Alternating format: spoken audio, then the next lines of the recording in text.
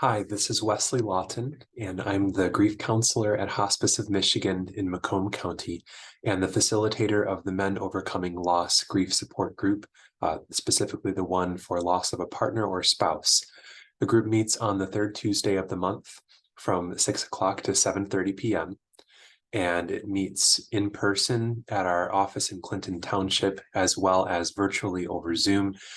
So we've got a big TV and a conference room, and most of the guys currently in the group join virtually. And so I think just last night when we met, we had 9 people joining on the screen, and then one person who was able to join us in person this time. Usually we have right around 2, sometimes 3. But we're all meeting together and talking and looking at one another, and it works out very well. So I invite you to join us if you're able to. This is a summary video, which I try to do every month. I didn't get to it last month, but I usually do. And this is a summary of some of the topics that we discussed, some of the bigger overarching themes of the previous group. And the purpose of it is so that if you're not familiar with the group, you can get an idea of the kinds of things that we talk about. Hopefully you can benefit from this video and some of the things that were shared in the group. And I answer some of my thoughts about these topics as well, since I'm the only one here and the other guys are not on the recording. We like to keep those actual sessions private, and I don't reveal any information about the names of the guys or any identifying info, of course, because confidentiality is very important. And also so that if you were at the group and would like to review what we talked about, that's a chance to do that too. If it's like, oh, what was that thing? There was something that we talked about that really helped me or moved me, and it's slipping my mind, you can just check out this little video. So those are the main purposes of the video. We post it to our website, and you're probably viewing this on our archives page. And so you can scroll down and see, I think probably maybe well over a dozen videos by this point. I'll have to look and see how many I've done over time. And I know that some from my colleague Will Gasper are on there from well over a year ago as well. So anyway, enough preamble. Let me talk about, there are 3 main topics that we talked about this last time. And they are, I categorize them as the diminishing of emotional pain, not skipping ahead in your grief, which is also the disconnect between the head and the heart, and also about compartmentalization and how that works and whether it's a viable option for grief. There were other things that were discussed, stories that were shared, but that's what I'm going to focus on in this video. So firstly, the diminishing of emotional pain. Where that came from is that some of the guys who are in the group have been there for well over a year. Some have been there for, I think, right around 2 years.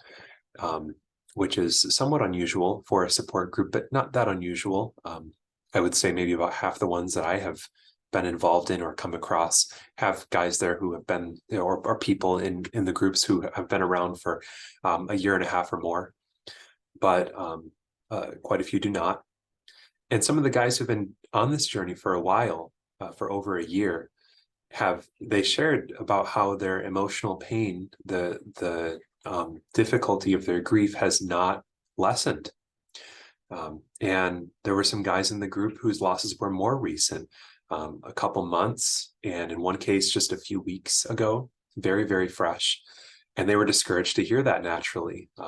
They were saying, are you serious? This isn't going to be getting any easier.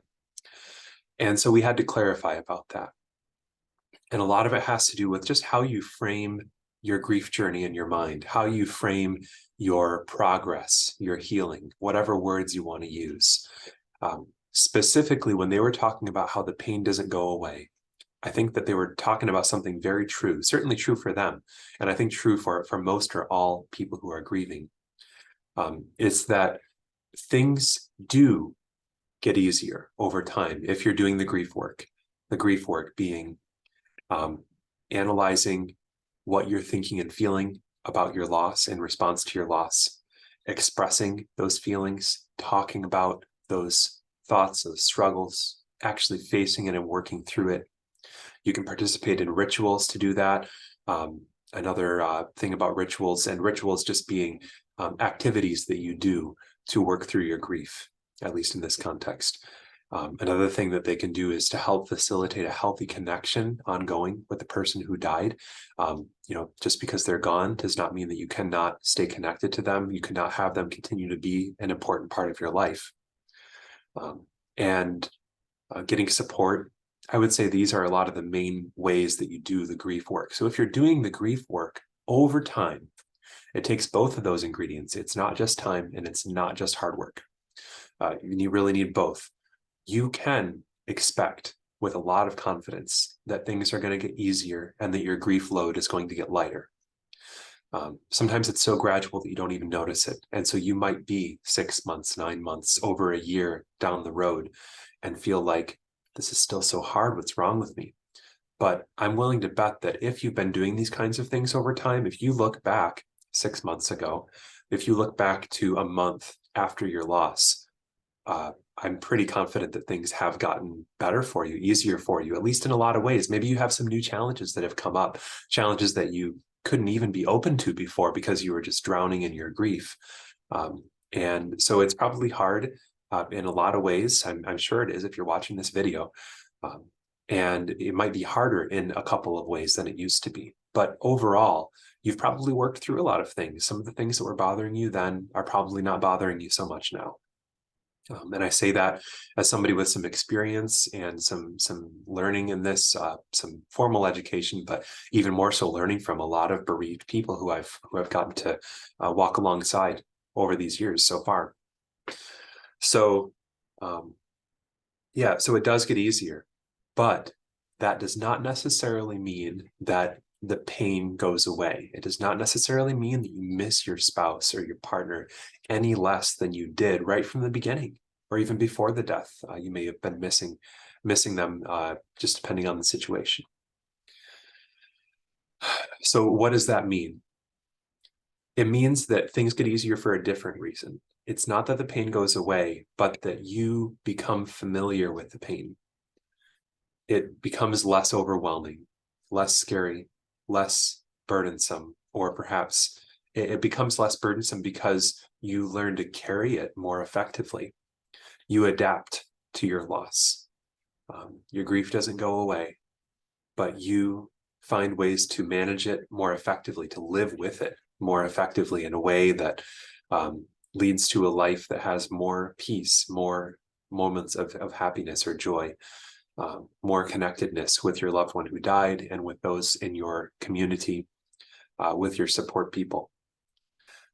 So take heart that it does get easier, the load gets lighter. Those are things that you can expect, but that doesn't mean that the pain goes away. I think I mentioned this in another recent video about this great metaphor that one of the guys in our group came up with about how it's kind of like having a new physical disability, perhaps losing a limb.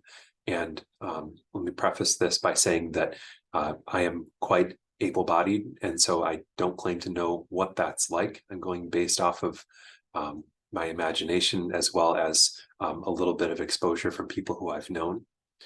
But just kind of logically, that new disability or that lost arm or leg, that problem doesn't go away. You don't get your leg back. Perhaps there's some kind of prosthetic that can help, but it doesn't go back to the way it used to be. Just like the loss of a loved one, it doesn't go back. You can't go back. But you can find ways to adapt to it. You can find ways to live as if that thing that was previously a very stressful or overwhelming challenge is no longer really at the forefront of your mind at all. Based on people who I've talked with, people who I've met who are in that situation, it's not even on their mind most of the time. It's not that they are not aware of it at all or that they completely forget about it, but it's just not at the forefront of their mind. They find ways to work with it, work around it, whatever. And that's a better place to be in than when you're just overwhelmed by how do I manage all of these 1,000 changes every day that I'm facing compared to the way things used to be. So that's a little bit closer to what it looks like. The pain doesn't go away, but your grief can get easier to manage and you can adapt. And I love that word adapt because it's empowering, and it is through your hard work that happens. So you should be empowered by that. Okay, the next big topic, not skipping ahead in your grief and the disconnect between your head and your heart. This came about because there were a few guys in the group, including a couple of the newer guys, the first timers, who they were talking about where they were at on their grief journey. And again, for some of them, their loss was very fresh, very recent, and they were struggling with it. And yet they were in the group giving a very, I would say, enlightened perspective on their grief, as if they had total peace with it in a way. I mean, they weren't like pretending completely that they weren't struggling. Again, they showed up. They weren't in that intensive denial, but they were talking about things like how, just try to focus on the happy memories and, just try to live in a way that honors your loved one. And for one guy, it was his faith that he will be reunited with her, that she's in heaven and in a much better place than she was before her death, and that this gives him great comfort.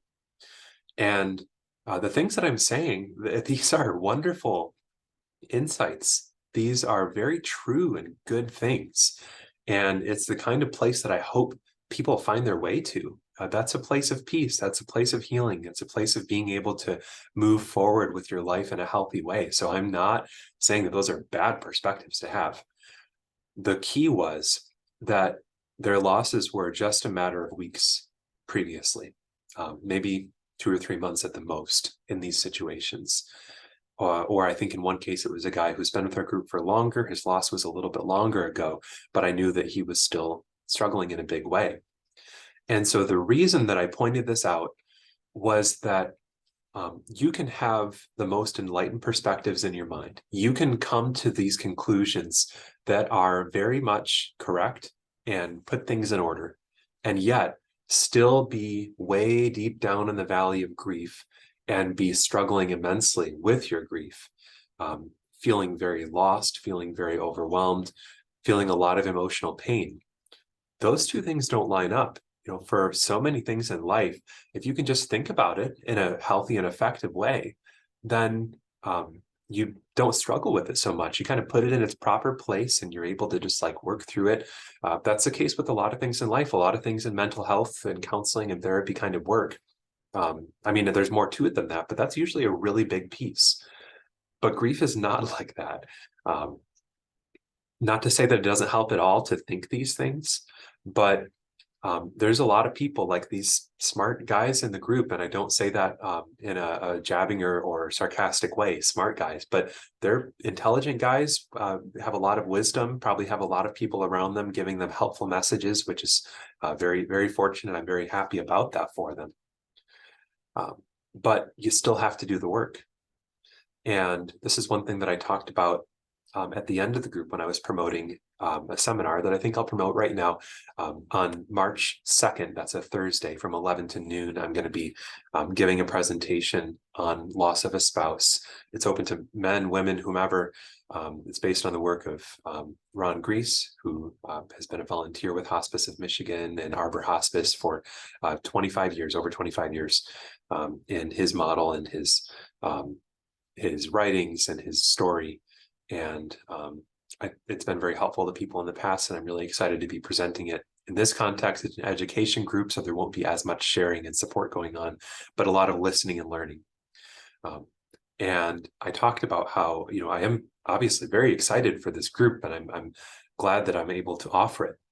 But information and education, or having an enlightened perspective in your mind, that is tools. Those are tools. And you still have to do the work. So it's great to have a vast array of tools at your disposal, but you still need to use those tools and do the hard work of grief. And you can find that work is very, very difficult no matter what tools you have. Obviously, having the right tool makes the job easier, but doesn't mean that it's an easy job still. So that's the case with these guys. That might be the case with one or more of you watching this video, that in your mind what a peaceful, enlightened kind of perspective is with your grief, and yet you're still struggling through it. And what I encourage these guys, what I encourage you to consider is not to resist the urge to skip ahead.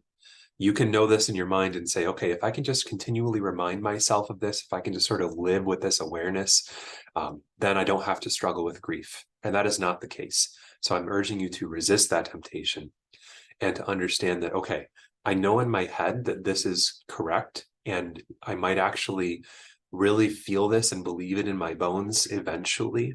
I don't want to forget about that or hold on to it or say that it's bad. I do want to hold on to it, I should say. I don't want to let go of it. I want to hold it, but also acknowledge the work that I have to do and the pain that I'm in, and that there usually is a disconnect between the head and the heart. I think that idea is from Alan Wolfelt. That's where I heard it from. And he's an author on grief. And anyway, that you can know in your mind, for instance, early on after a loss, you can know in your mind that your loved one has died, and yet it doesn't feel real. You still go to pick up the phone and call them. You still think about future plans as if she's going to be there.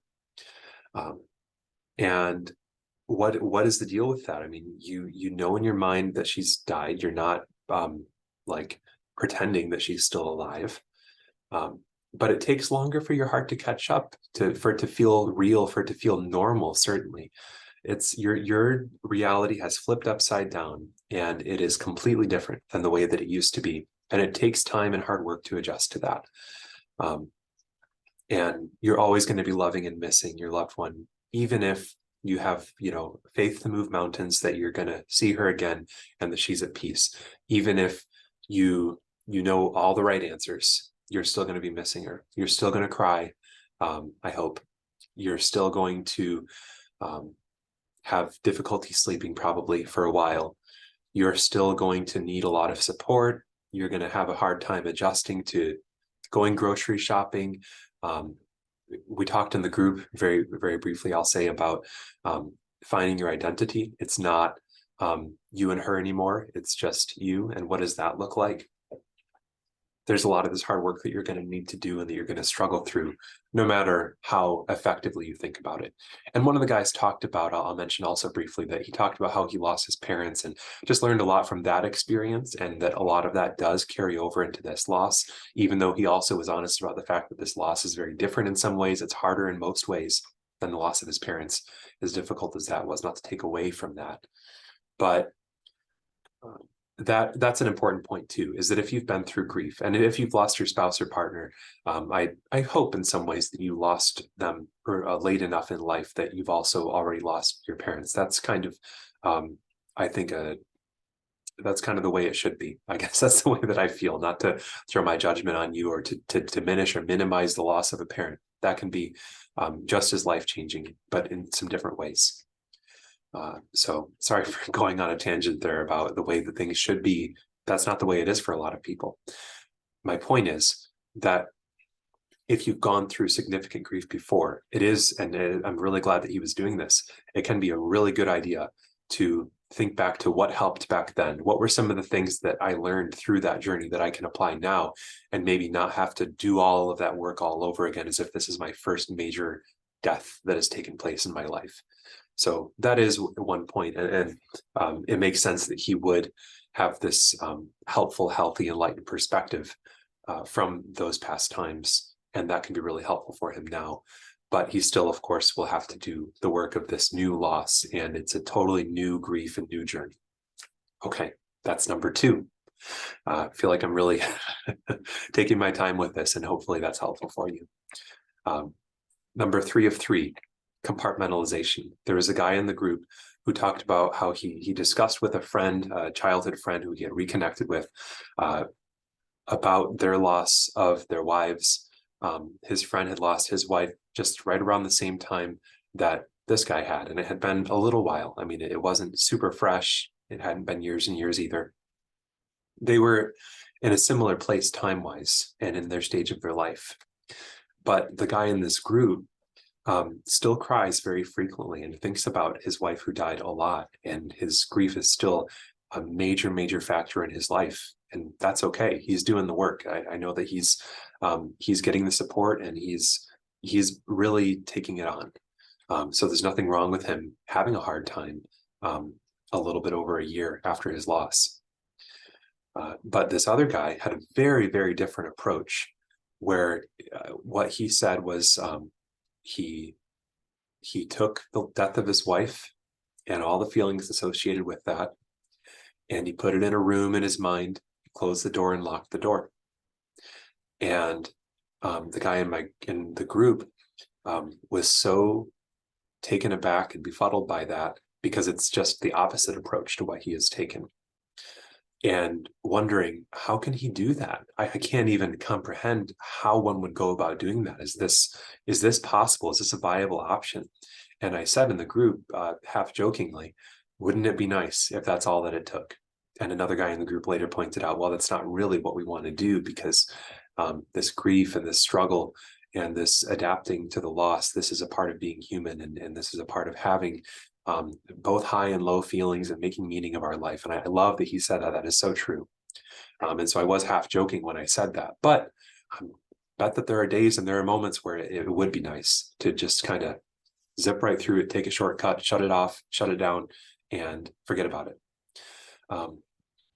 And if that is what you're doing, and if that's working for you, then I'm not going to try to talk you out of it.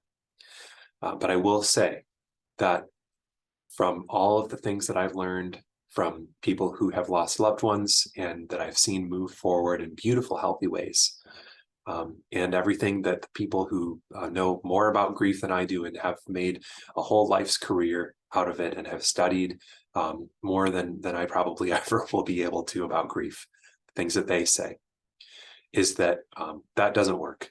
It doesn't work in the long term. It doesn't work for your own physical and mental health in a way that is ideal. I'm not saying that you can't do it. I'm not saying that you can't use it as a strategy and that you can survive. Those things are true, but it's not the most effective way to do it. And it's not the healthiest long term.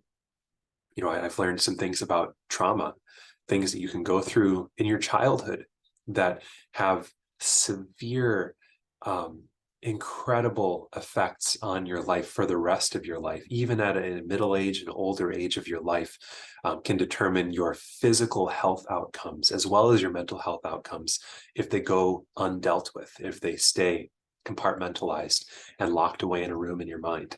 Because the fact is that it's still there. It's still there in your mind, and it still has a significant impact on you. It can still be one of the biggest factors in your life, even if you are ignoring it or trying to ignore it. The subconscious is in many ways even more powerful than the conscious mind. All those things that are going on that you don't think about, whether intentionally or unintentionally, can have an even bigger impact on you than those things that you're actively thinking about. So probably for that guy who he's talking about, it probably will work until it doesn't. And it probably works for him, except in the ways that it doesn't work. And I said that we don't know what's going on in his mind. We don't know the struggles that he's dealing with and not talking about. Some people are very adept at it. Some people can do it in a way that appears very effective, and it might even feel very effective a lot of the time. But I want to save you who are watching this video. I want to save you the pain and the difficulty and the challenge, the needless suffering of trying to use that as your strategy. The more you can deal with your grief, the earlier on, the better off you're going to be. I have a lot of confidence saying that. You don't have to believe me. You don't have to trust me. You do whatever you think is best. But if you want to listen to what I'm saying as a grief professional and as a mental health professional, that's my message to you. And I hope that you consider it. And the guys who are in this group who are facing their grief and who are doing the hard work and who are being honest about what they're going through, they might look on the outside like, boy, they're really struggling. They're really having a hard time. Another Alan Wolfelt quote, I saw him speak just a couple months ago or so ago, so it's still pretty fresh in my mind. And I've heard him tell the story in other ways too, but just that, the widow at the funeral who is just bawling and crying the whole time, can't get a word out, dressed in all black, has her head down, has her family, their hands on her shoulders. And the person at the funeral who sees that and says, oh, she's really having a hard time. It's rough for her. She is, I fear for her future, and she's not going to be able to recover from this. These kinds of ideas and statements versus the family member who is stoic, has it together, smiling, has the image of, yeah, I'm just here and I'm good, and I'm going to let this roll off my back. And wow, he's really doing well. And I'm using gender stereotypes here that the woman is really expressing the feelings and the man is really got it together and is carrying it in a strong way. Oh, he's really strong, and is he's going to be fine. We don't have to worry about him. For the grief professional who has seen hundreds and hundreds of people's journeys, those two statements are switched.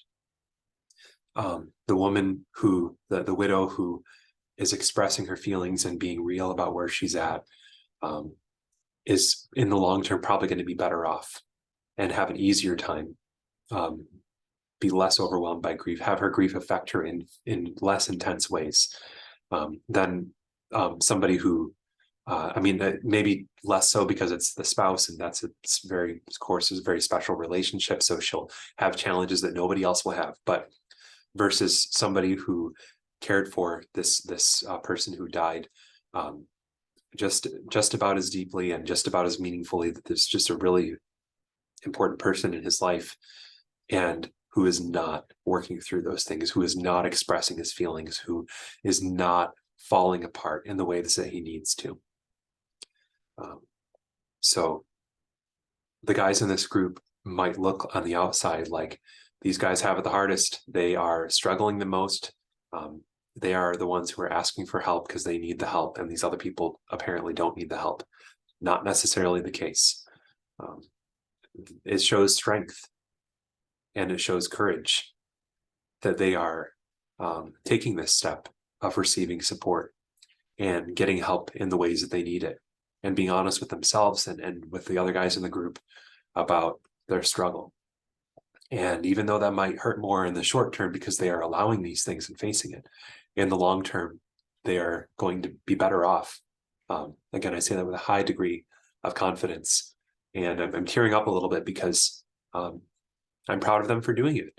And it's very meaningful to me to be able to be a witness to that and to be involved in that. So got my box of tissues here. This is one of the risks of being a grief counselor. And I guess I try to practice what I preach and be open and honest with myself and with others about how I'm feeling. Because I know that in the long run, that's what's healthiest, and that's what brings meaning and strength to my life. So anyway, didn't mean to get all worked up or be dramatic, but it is what it is, and this work is meaningful to me. I do invite you to join our group if you are able to. Third Tuesday of the month. Next one is going to be March 21st from 6 to 7:30 p.m. And you can contact me. My number is 586-263-8514. My email address is wlawton@hom.org. That's WLAWTON@HOM.org. Or you can visit our website. And it's a little bit hard, honestly, to navigate to the grief support page, at least on mobile, at least on a phone. On a computer, or I think a tablet, you can go to HOM.org, click grief support up at the top, and from there it's very easy to navigate to information about the group and how to register. You just contact me. On a phone, it's hard to get there. I would just encourage you to Google Hospice of Michigan grief support, and it's the first result. You can do that on a computer too. So you can find out more about this group, all the other groups and seminars that we do, including the Loss of Spouse seminar that I'm doing on March 2nd, and where that's at, how to contact me. But I invite you to do that and to participate in these ways of getting support from others who are on the journey as well. Okay, take good care. And I'm going to close this off and head home because apparently we've got an ice storm today. So you're watching this video. Some of you might know what I'm talking about here on Wednesday, February 22nd. So anyway, take care. And I plan on talking to you next month in another summary video. Thanks.